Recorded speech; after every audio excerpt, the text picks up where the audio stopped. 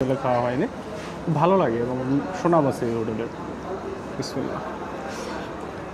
এবং তারা নিজেরাই গরু জবাই করে, এটা একটা টেস্ট আছে না। প্রয়োজনে এক পিস কম দিতে হবে, তারপর আমি চর্বি নেব না। তাই আচ্ছা, বা যেটা মাংসে চর্বি থাকে, তো এটা কিন্তু অনেক হোটেলে দেয়ই না।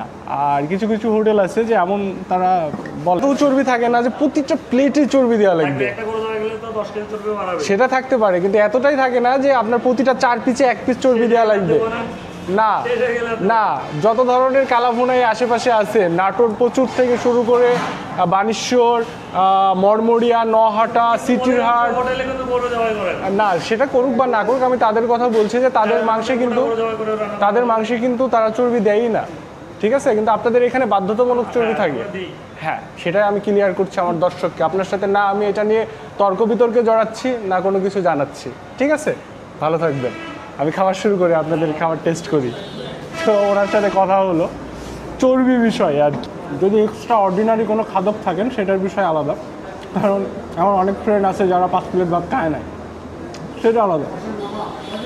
বাট স্বাভাবিক মানুষ তো 1.5 প্লেট বা 2 প্লেট, এটা আমার কাছে মনে হয়।